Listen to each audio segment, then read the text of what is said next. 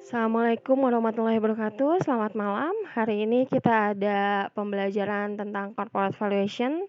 Hari ini kita membahas tentang materi valuing real estate, yaitu membahas yang pertama tentang real asset and financial asset, terus yang kedua discount cash flow valuation, kemudian yang ketiga membahas tentang comparable atau relative valuation, dan yang keempat kita bahas tentang valuing real asset business.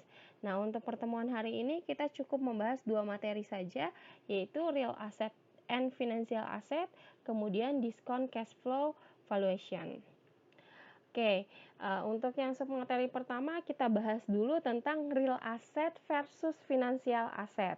Kalau kita ngomongin aset, di sini kita bahas dulu yang pertama yaitu tentang investasi, ya. Jadi investasi itu ada investasi real asset dan ada investasi financial asset. Nah, kita kita tahu dulu nih apa pengertian dari investasi. Nah, investasi merupakan penggunaan modal untuk menciptakan uang. Nah, baik melalui sarana yang menghasilkan pendapatan maupun melalui ventura yang lebih berorientasi ke resiko. Nah, yang dirancang untuk mendapatkan perolehan modal.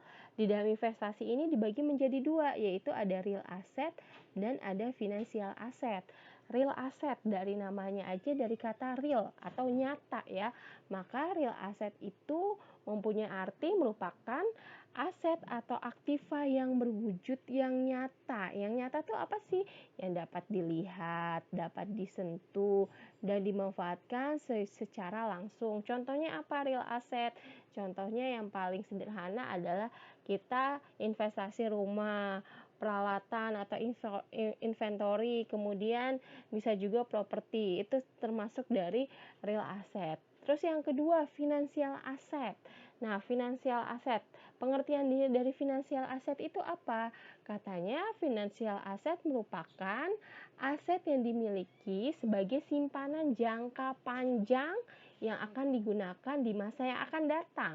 Ya, jadi kalau financial asset di sini ada kata simpanan jangka panjang gitu ya.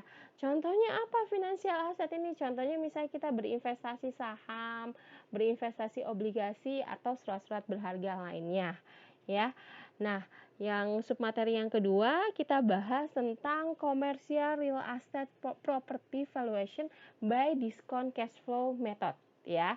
Itu metode dari DCF. Masih ingat dengan DCF? DCF sudah kita ulas dari pertemuan yang di awal ya.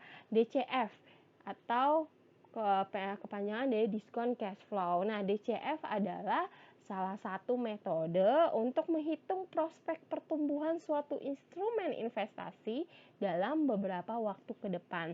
Konsep DCF itu sama seperti konsep uang, yaitu didasarkan pada pemikiran bahwa jika Anda menginvestasikan sejumlah dana, maka dana tersebut akan tumbuh sebesar sekian persen. Nah, DCF ini juga sering disebut sebagai disebut diskon cash flow atau arus kas yang terdiskon. Kenapa dikatakan arus kas yang terdiskon? Karena cara menghitungnya adalah dengan mengestimasikan arus dana di masa mendatang untuk kemudian di-cut. Di-cut itu kan berarti dipotong dan menghasilkan nilai dana tersebut pada masa kini. Ya, jadi secara garis besar DCF Discount cash flow analysis adalah dasar untuk menilai semua aset keuangan, termasuk real asset komersial. Konsep dasarnya sederhana. Contoh misalnya, nilai $1 hari ini pasti bernilai lebih dari $1 di masa depan. Nilai aset hanyalah jumlah dari semua arus kas masa depan yang didiskontokan untuk resiko. Oke? Nanti untuk video berikutnya saya akan membahas tentang ilustrasi dari kita berinvestasi real asset. Kita contohkan nanti adalah kita investasi kos-kosan atau rumah ya. Nanti kita hitung dengan cara atau dengan metode DCF. Itu bagaimana hasilnya, nilainya ya.